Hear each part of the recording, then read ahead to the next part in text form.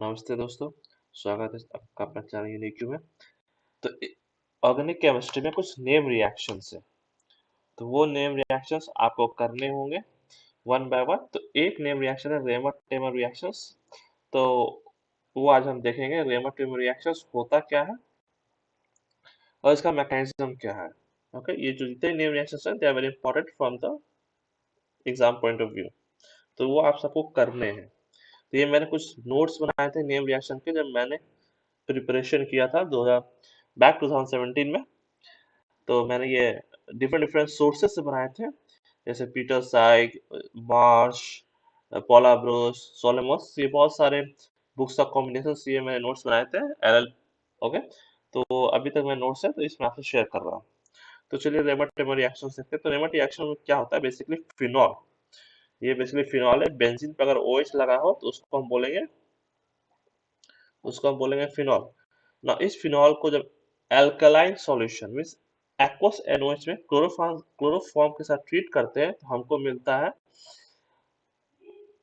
Ortho hydroxy benzaldehyde. तो हमें इस ऑर्थो पोजीशन पे CHO लगा हुआ मिलता है और कुछ अमाउंट में पैरा माइनर माइनर हमें पैरा भी मिलता है। अब ये ऑर्थो जनरली क्या होता है, पैरा मेजर होता है, ऑर्थो माइनर होता है। लेकिन जहां जहां हाइड्रोजन बॉन्डिंग पॉसिबल है ऑर्थो पोजीशन पे, तो उस पोजीशन पे आपको ऑर्थो मेजर मिलेगा। ये कॉन्सेप्ट आप याद रखिएगा कि जहां जहां आपको रिएक्शंस में अगर कहीं भी ऑर्थो पे हाइड्रोजन बॉन्डिंग होता है तो आपको वहां क्या मिलेगा, मेजर। जैसे यहाँ पे जो अगर OH आप देखोगे वो हाइड्रोजन बॉन्डिंग कर रहा है एल्डिहाइड के साथ,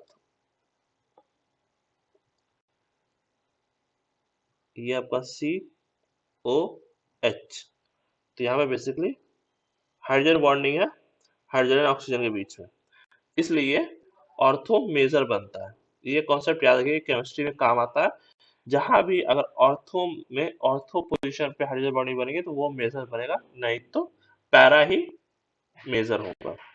ओके, तो इसका मैकेनिज्म क्या, इसमें क्या बनता है, इंटरमीडिएट कार्बिन बनता है। ठीक है, डाइक्लोरोकार्बिन, ये COH एक H लेता है, CCl3 माइनस बनता है और CCl3 फिर एक Cl माइनस लूज करके एक कार्बिन बनाता है। जो CCl2 है वो बेसिकली कार्बिन है। और यहाँ पे ये है कार्बिन जो होते हैं इलेक्ट्रोफाइल होते हैं। Okay, they are electrophile not nucleophile. आप ये दो इलेक्ट्रॉन आप देखोगे तो लगेगा वो दो लोन पेयर ये इलेक्ट्रॉन है, लगेगा कि ये इलेक्ट्रॉन देगा नहीं, इलेक्ट्रॉन देगा नहीं, इलेक्ट्रॉन लेगा। आप क्यों क्यों क्योंकि कार्बन की वैलेंसी यहाँ 3 है।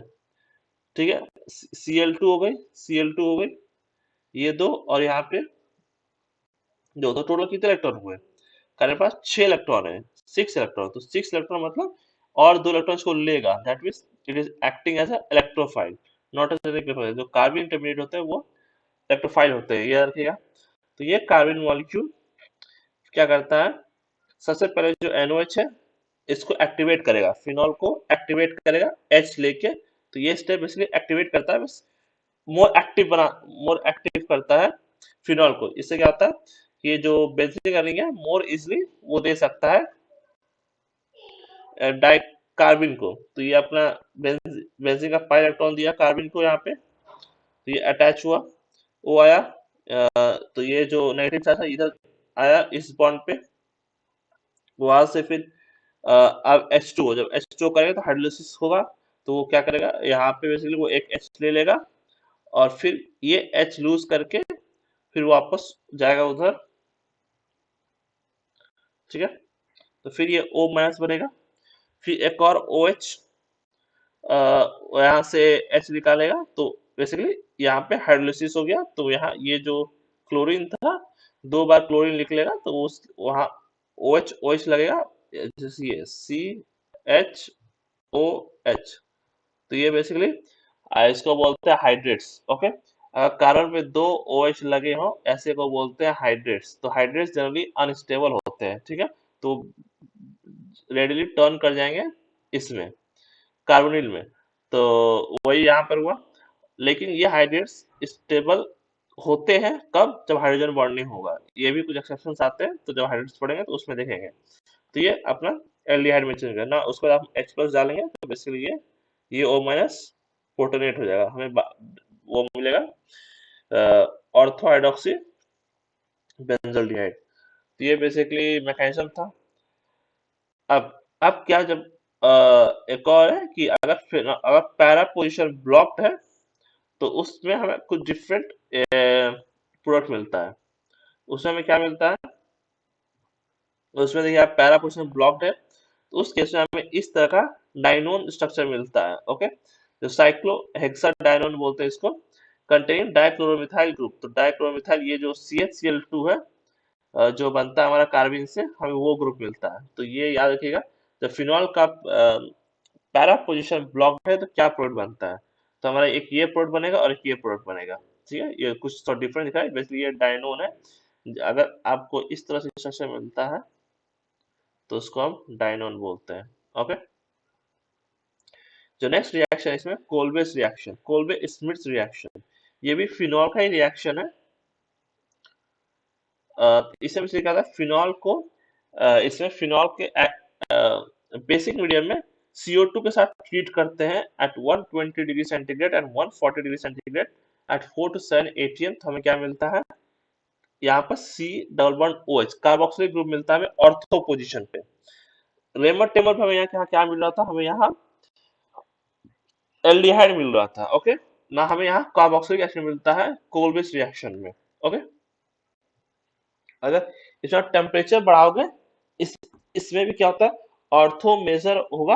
ठीक है, लेकिन अगर टेम्परेचर बढ़ाओगे तो पैरा मेजर प्रोडक्ट बन जाएगा। ठीक है, इसका मैकेनिज्म स्टिल बोलते हैं अनसर्टन है, लेकिन कुछ प्रपोज किया है तो बेसिकली वही फॉलो करते हैं।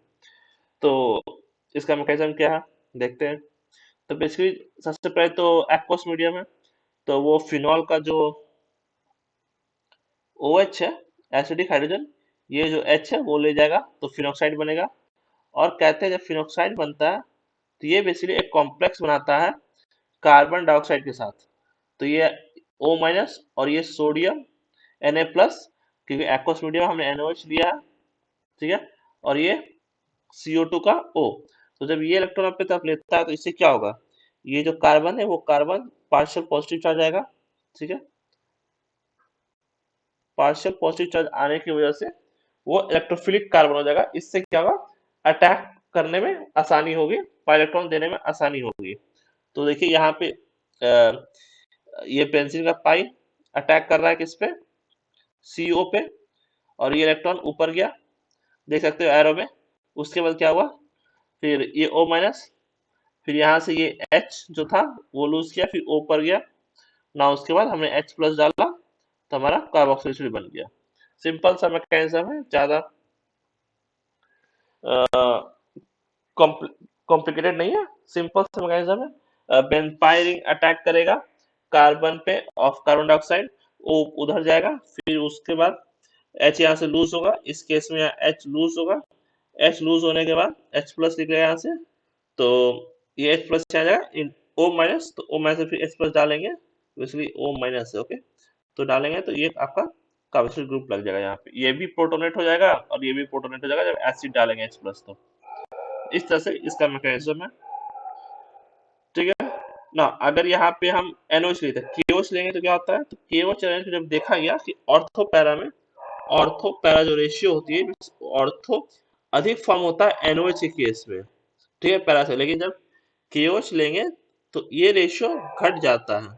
ठीक है, ऑर्थो पैरा से, तो बेसिकली ऑर्थो NOH ज्यादा होता है, ऑर्थो ज्यादा होता है NOH के फॉर्म में जब, और QH के फॉर्म जब QH लेते हैं तब कम होता है। ऐसा क्यों, कि जो K प्लस है उसका साइज बड़ा है। ठीक है, तो उसका साइज बड़ा है तो वो कॉम्प्लेक्स बनाने में उतना अच्छी से कॉम्प्लेक्स नहीं बनाता है। किस कॉम्प्लेक्स की बात कर रहे हैं, इस कॉम्प्लेक्स की।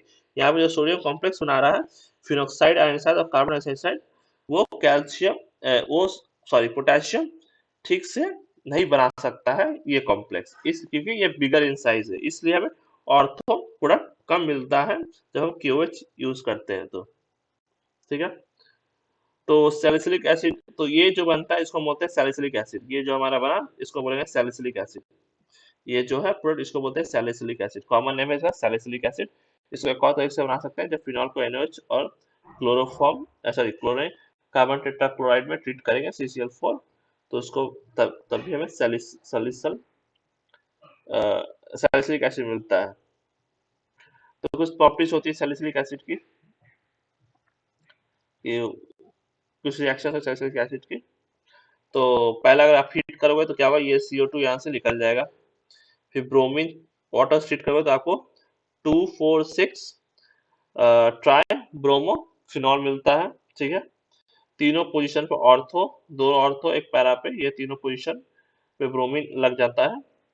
और अगर फ्यूमिंग HNO3 के साथ आप यूज करोगे, इन दैट केस फिर NO2 लगेगा। तो ये बेसिकली 2,4,6 ट्राई नाइट्रोफिनॉल। तो ये बेसिकली क्या आपका पिक्रिक एसिड, इसको बोलते हैं पिक्रिक एसिड। ठीक है, कॉमन नेम याद रखिएगा पिक्रिक एसिड। ये आपने क्लास 12 में पढ़ा होगा। ठीक है, और अगर ए को यही सैलिसिलिक एसिड को आप ट्रीट करते हैं अल्कोहल से, तो ये क्या करेगा, एस्टरिफिकेशन रिएक्शन देगा। जो इसका कार्बोक्सिलिक ग्रुप है वो एस्टर बनाएगा। ठीक है, तो उस केस में ये बनेगा, इसको कहते हैं मिथाइल सैलिसिलेट, और ये मस्कुलर पेन रिलीफ में यूज होता है। और फिर अगर एक को आप अगर एसिड क्लोराइड या अनहाइड्राइड से ट्रीट करोगे, उस केस में क्या होता है, जो ओ सैलिसिलिक का OH होता है वो रिएक्ट करता है, और जो carboxylic group as it is same रहता है वो रिएक्ट नहीं करता है। ये भी क्या है, एस्टरिफिकेशन है। ठीक है, इसमें बनता है एसिटाइल सैलिसिलिक एसिड, और ये बेसिकली एस्पिरिन एसिड बनता है। ये रिएक्शन तो बेसिकली आपका क्लास 12th में है।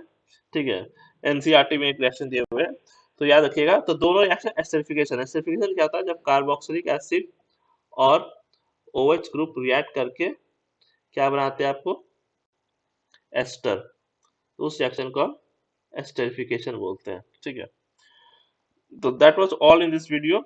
नेक्स्ट वीडियो में मैं और नेम रिएक्शंस कवर करूंगा। Thanks for watching, have a nice day.